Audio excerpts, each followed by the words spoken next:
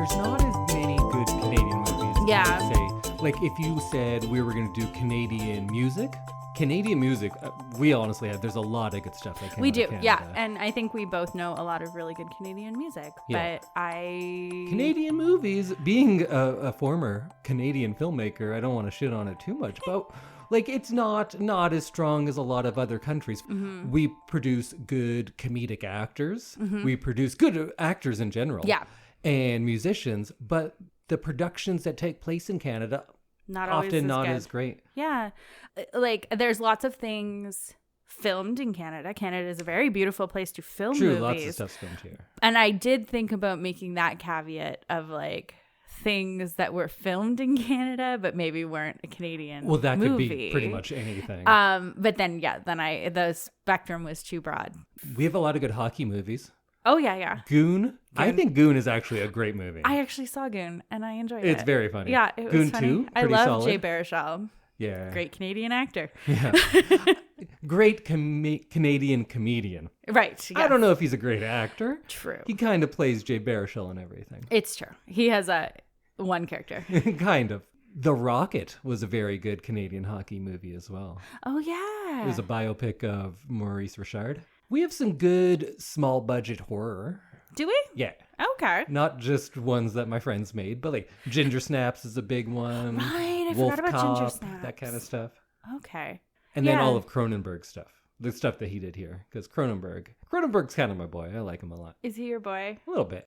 Yeah, I had a hard time picking a Canadian thing of the week that wasn't Anne of Green Gables. Because I feel like that's my, like, ultimate number one Canadian thing. It's a lot of people's ultimate number one Canadian thing. Yeah, it is.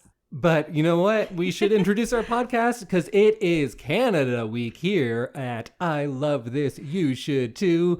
My name is Indy, my bloody Valentine Randawa, and with me is Samantha, Porky's Randawa. No! I don't want to be Porky's. Meatballs?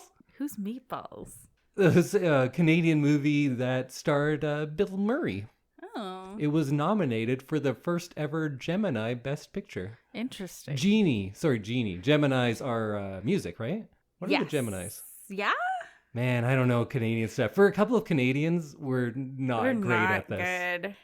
I feel like Canadian music, though, we could talk about. Canadian music, I was going to say, like, Jan Arden, Sarah McLachlan. I, like, grew up listening to those. Oh, you like the big heavy hitters. Yeah. Like, it really gets you in your emotions. But, yeah, if you wanted me to name, like, 7 Canadian movies, I don't think I could. I could do 7. Well, you 7 could good do 7. ones? That's a little harder. Literally studied film. Not many Canadian ones in my film studies classes. But like I said, it is all Canadian content this week, so we are each going to have a spoiler-free Canadian thing of the fortnight, and then I'll reveal what our big watch is for next week. It's going to be my pick, and it's going to be a Canadian movie. I'm excited, I think. I'm excited. You do say that every time. I guess you're always excited. I'm always excited. So, Indy, since it's your week to announce your Canadian movie, tell us what your Canadian thing of the fortnight is. My Canadian thing of the fortnight is the Canadian reality comedy documentary competition series, Kenny versus Spenny. Oh. What do you know about the show? Isn't it just like 2 guys kicking each other in the balls every episode? You know what? You're not far. And it's just like dumb high school boys enjoyed it. Not to like insult you, but that's just like what I know. Yeah, not Kenny to insult versus you Spenny. about this thing that you clearly enjoy and you're going to tell me about, but only dumb people enjoy No, it. that's just kind of what I thought, but please enlighten me. Let me. So if you're not familiar, Kenny vs. Spenny is a TV show starring Kenneth Hotz, who's Kenny, and Spencer Rice, Spenny, and they face each other in competition every week. And at the end, there is a winner, and the loser has to perform a humiliation. Oh. So they get humiliated on air. Whoa. And it is a reality show, and it is not scripted. And frankly, I don't think they could be faking any of this because they're not that good of actors. Oh. I've seen them in other things and they can't. This is like all real. It is real. Of course, things are heightened and I'm sure producers push them to do certain things, but the emotions in the show, I believe, are all true and real, and that's where the show gets very interesting. So through this, I'll tell you why I think it's a lot better than just something dumb people watch and people getting kicked in the balls. Right. Although I'm not saying it's not that. Okay. I'm saying it starts there and goes to some interesting, heartbreaking places at times. Okay. So it ran from 2003 to 2010 and had 86 episodes across, I think, 4 or 5 networks because they kept getting canceled and then brought back. Oh. And oddly enough, this show that was so vulgar at times, its first season was on CBC and it was the lead in to the nightly news. Oh, it was goodness. A 5:30 show. Oh, that's not what I expected. No, because it is not good for that. And one of the reasons they say they were canceled on CBC after the first season was because their shows would end with these humiliations, which would perhaps involve someone getting kicked in the balls. And that would be at the very end. And people tuning in for their news would see that right before and call in and complain. Be like, this show is garbage. Yeah. So it has several remakes in different countries. So there's a French-Canadian version called Frank versus Girard. There's Ed versus Spencer in England. In Colombia, there's Juan versus Roman. Ooh. There's Elton versus Simon in Germany. Katya versus Bridget in the Netherlands. And Sid versus Varun in India. Interesting. So some of them were just taking the idea and some were like remade the show. Like so it was kind of I think those people were acting and they were trying to be Kenny and Spenny and like playing the roles. So this is like an international success. Yeah. Wow. But also not that successful as well. It's a really, really interesting show in a lot of ways. If we just talked about the production history and what that says about Canadian television, that's all really interesting. But we're not going to get into that because that's not interesting to 98% of you. So it is silly competitions a lot of the time. But I think what the first thing to elevate it is these two personalities. And they are very different people, but they were very, very good friends in real life to begin. And this show is kind of a document of the crumbling of this friendship and how two people can learn to hate each other. That's so sad. It is. It really is. Oh no, that's really sad. A lot of the show is very sad. Spenny would play himself off as like the rule follower. I am going to do good on this show. And when there's some like dumb competition, like one time they were strapped together in a 69 position. Oh. And it's the first one who wants out loses. And in that dumb competition, Spenny is like, while we're doing this stupid competition, I'm going to tell you facts about climate change. I'm going to try to educate through this TV show. And Kenny just makes fun of him mercilessly and cheats throughout all of these shows. He cheats a lot. And normally, if you're watching a show and one person is trying to do good and change the world in the show, and the other one is cheating and insulting the other person's mother, you would cheer for the person doing good. That's not the case in this show. Really? It might be to start. You might start liking Spenny, but it is very hard to continue watching the show and like Spencer because he is so neurotic and full of self-righteousness, but a lack of self-awareness that you grow to hate him. He's such a loser that you like when he loses. Oh. He just keeps on losing, but you're like, yeah, of course you're losing. Look at you, you loser. And then that makes you think about yourself. Like, why am I cheering for the guy who's cheating all the time? Interesting. Kenny is just more charismatic, more fun. Right. While the other guy is kind of a drag. Such a drag. And he really is a loser. There's the one episode where the competition is who's cooler. Right. And Spenny goes out and wears these stupid shiny shirts and this terrible bandana and puts on a soul patch because he's like, yeah, I'm a real cool guy. Hey guys, I'm cool, cool. And clearly has no idea or no self-awareness. And then people come in and just like, look at this idiot. And he's so stupid in certain ways that you can't help but revel in his humiliation every now and then. Okay. Kenny said after the show that the ultimate joke of the show is that the person that should be loved is the one that's hated, and the guy that's playing by the rules is seen as an idiot. Right. And it is. That is the ultimate joke of the show. But throughout this competition, and these two very different characters, and stupid things, you get to see some of the most bizarre and compelling reality TV that I've ever seen. Huh. And when Kenny is cheating, and he will cheat. So, for instance, there is one episode where it was, I think it might have been who can produce the most semen. Ew. Yeah, right? Very gross. Ew.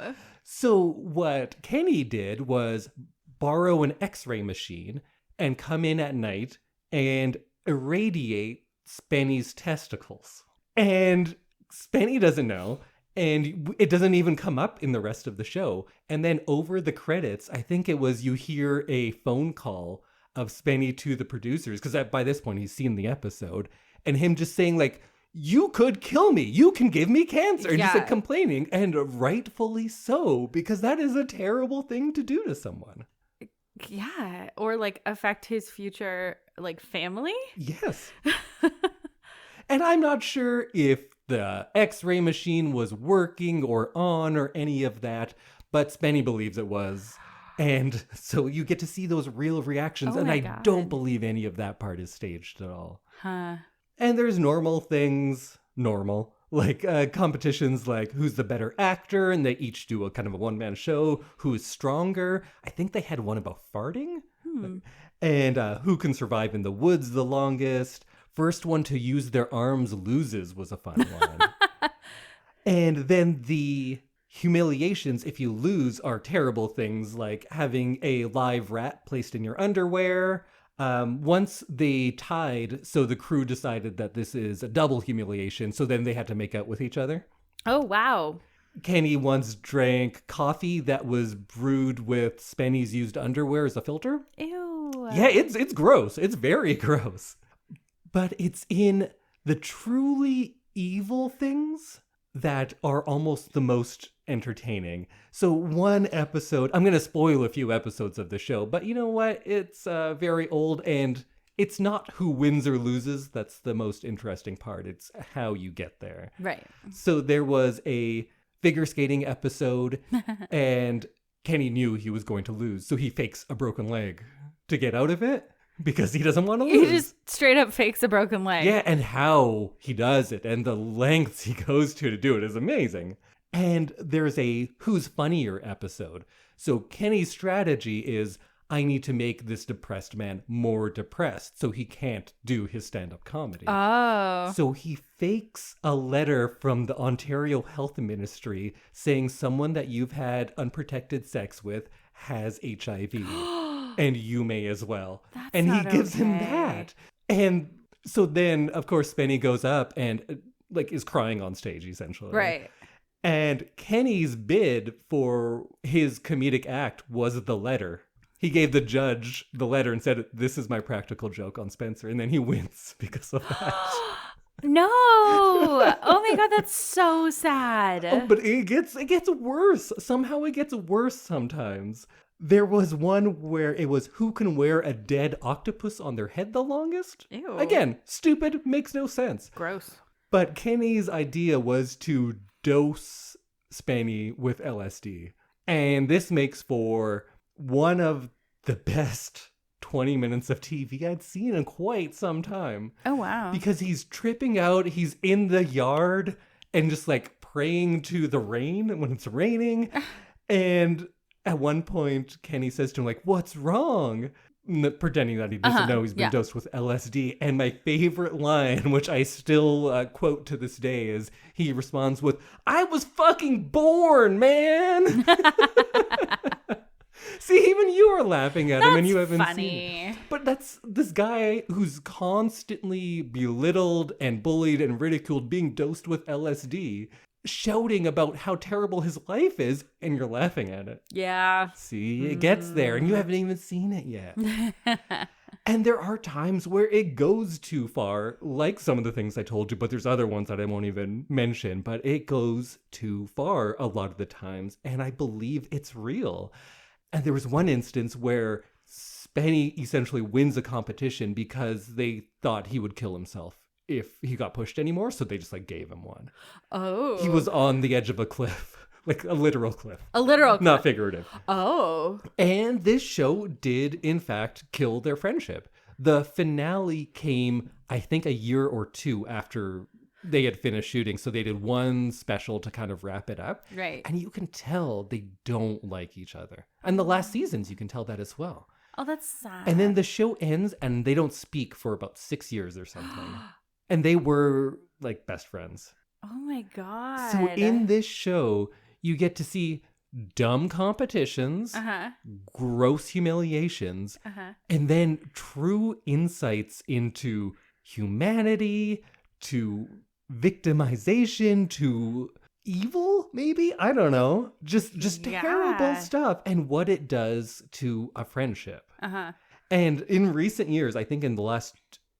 since the pandemic, they've kind of reconciled and there's talk about maybe rebooting it again. Oh my God. If I stopped being friends with someone because of something very specific and we did reconcile a little bit, I would not go back to that thing that like ended our relationship. But what if you were a actor and you've been trying for the last 15 years to get something else off the ground and nothing else has? Maybe you'd go back. Yeah. I guess I don't have that actor desperation of like something needs to be a hit. And man, I think both of them have that desperation. Oh, yikes. This is so sad. We will do this show on this show. Okay. At some point. Okay. Because just like you said, I don't know, it's a show about people getting kicked in the dick. It is, but it's so much more. And I think you would be interested, shocked, and appalled, but you would want to keep watching, I think. Okay. There might be times where you're like, no, I'm done for today. One episode, and that was too much. But you'd come back. So I'm interested. You've piqued my interest, but I don't know how to like get over my like first impression of this show. Will I slowly fall in love with it like Dairy Girls? Oh, no. Okay. No.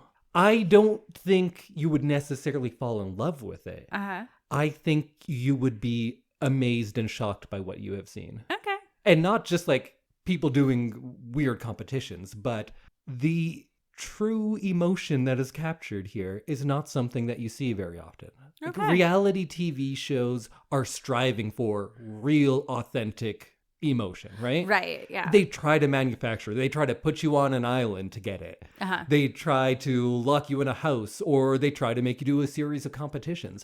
But that's not what gets it. What gets it is years of history between these people and these two personalities that are somehow the most compatible and also the antithesis of one another. That's what gets them there.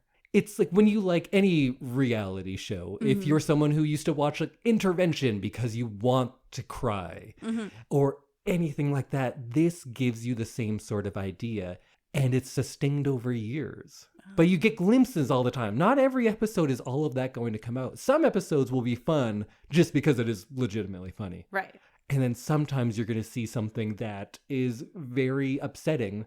Not in upsetting that these two guys are belted together in a 69 position. Right. But because you're seeing someone's spirit be broken. Oh, that's sad. It is. That's really sad. Somehow you can't look away. It's a remarkable show, is what I will say. Okay. A truly remarkable show. You can watch it because Kenny just uploaded it onto YouTube. Oh. So you can just go watch them all on YouTube. It's just like there for free. Yeah. Okay. So go check out Kenny versus Spenny. Maybe start off with who can wear a dead octopus on their head for the longest. Because I think it's one of my favorite, and it distills a lot of what happens in that show in one episode. Okay. Octopus.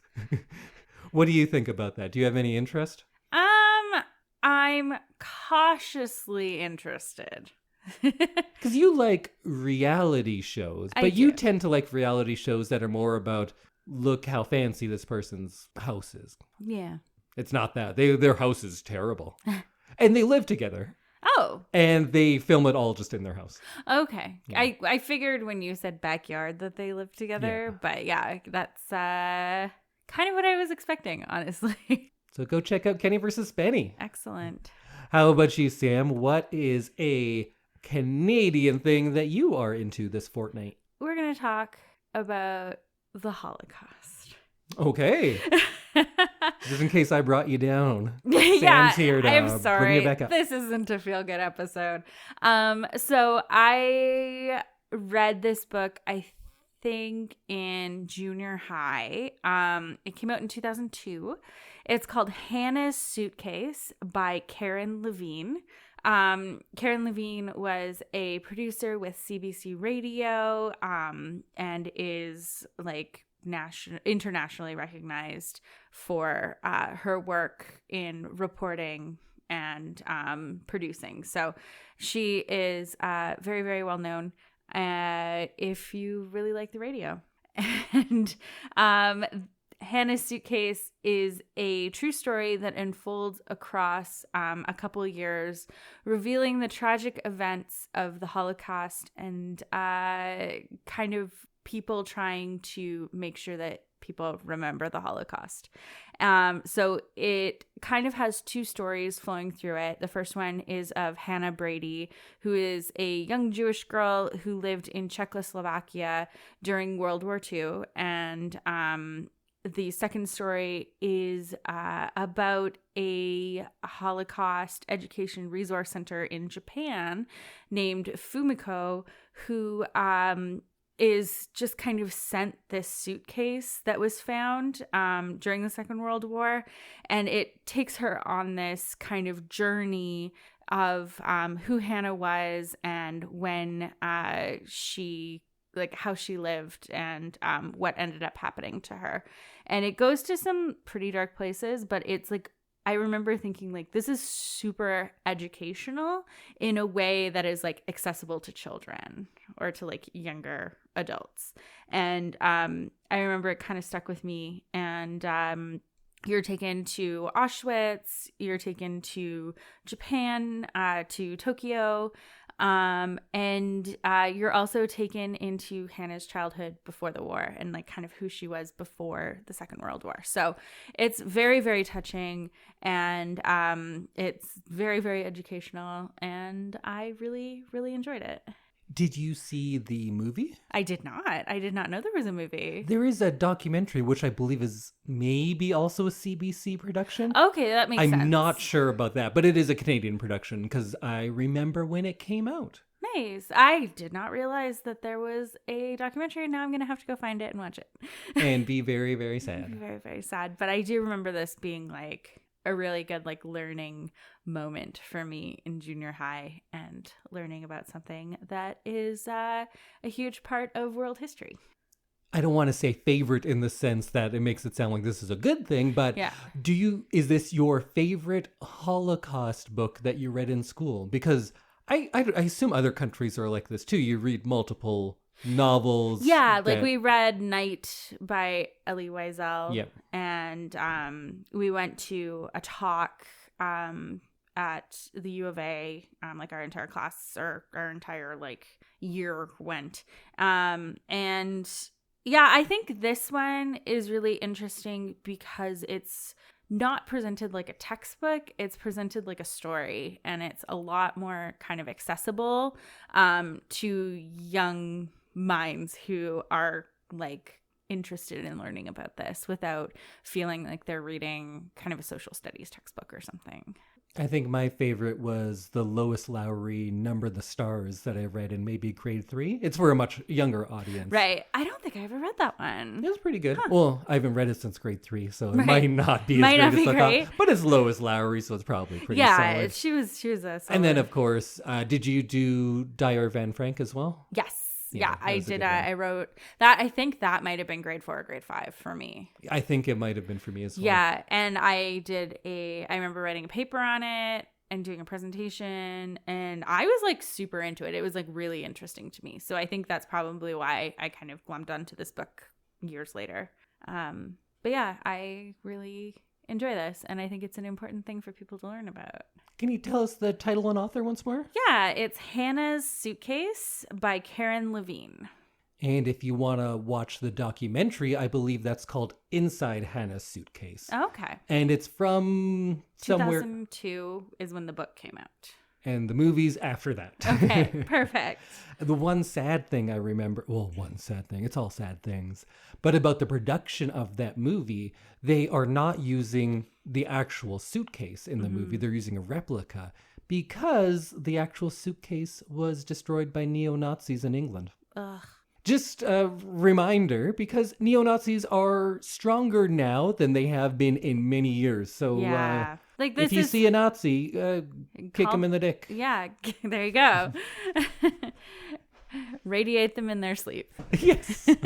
That's the only time Samantha recommends irradiation for people. Is if they're Nazis, then you can irradiate their testicles in their sleep. Yes, and that's how we Stop further procreation. Well, I would suggest it's an education system that we need to stop further neo-Nazis. Right. And incentivizing radical right-wing theology, as many True. people do. Very true. Especially in our... Oh, you know what? I'm not going to talk about what's Nope. going on here. We are going to move on to this week's Big Watch.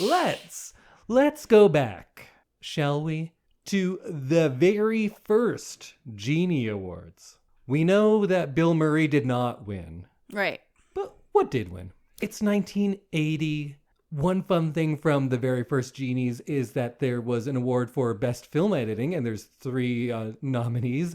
And then the presenter came on and said, "We do not deem any of these worthy of an award." Oh my God. What a fuck you, huh? Wow. Why did you even nominate? Why do you even have the category? If there isn't anything good, you can just not announce the category. Yeah, you're just calling them out for being bad. Yeah, you're just saying, like, you guys suck. Yeah.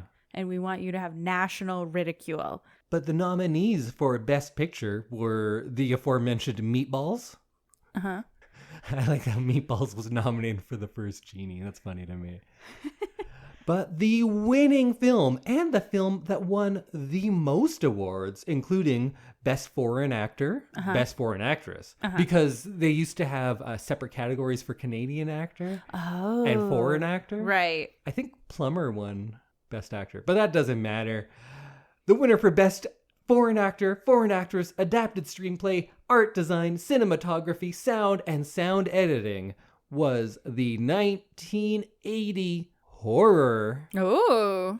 The Changeling. Okay. Starring George C. Scott and directed by Peter Medak. Okay. So the movie is actually set in Seattle, I now realize. I didn't realize that before. So it's a shame to pick something that was filmed in Canada but meant to be American. Right.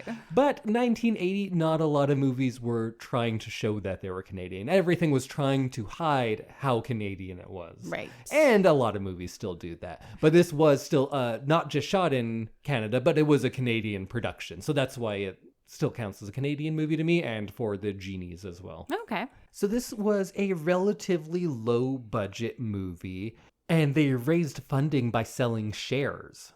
Oh. They just sold shares for, I think it was like 25 grand or something. And if the movie does well, you will get money back on that because it didn't have a big company behind it.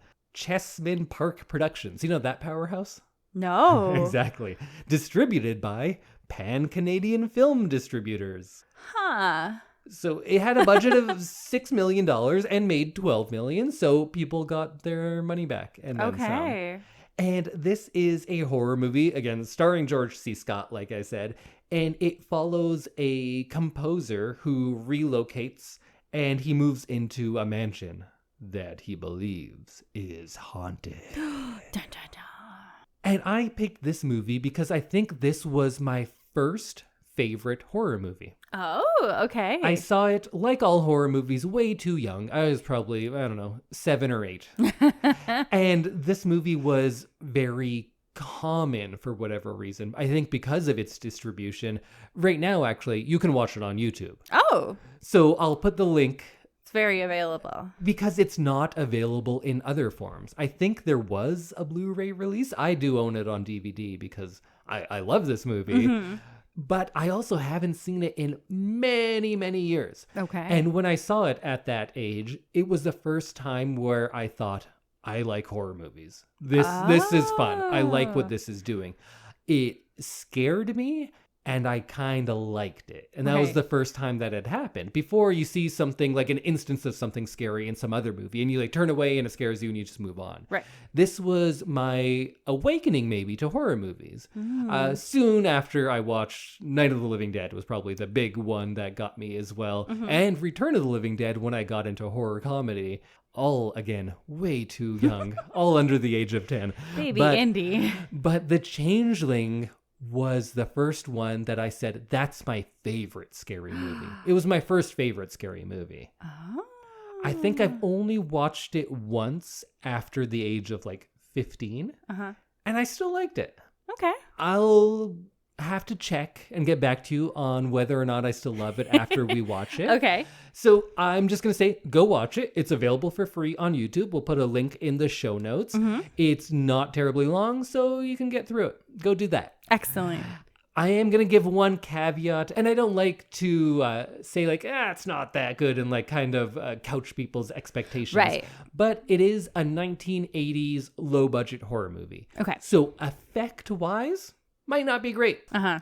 So rather than having the mindset of like, oh, that doesn't look as scary as movies now, because now we have CG and this is just a ball rolling downstairs. Right. Appreciate what they're doing with how little they have. Okay.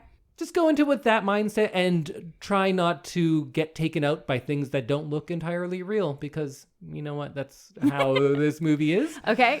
But it did pioneer quite a few things that you probably have seen in horror movies in the last few years done much better. But a lot of them came from this one. Okay. So go check out The Changeling from 1980, starring George C. Scott, not the Angelina Jolie movie called Changeling.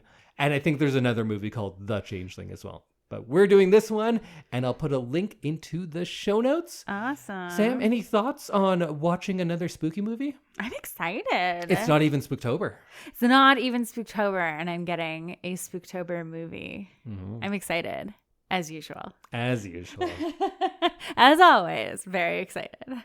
Well, join us again next week when we both decide if we loved The Changeling. Does it hold up to my 8-year-old expectations? Uh-huh. Only time will tell. Ooh. Oh, you get to do that in whatever month it is now. It's June. Okay, cool. See you next week. Bye, everybody. Ooh.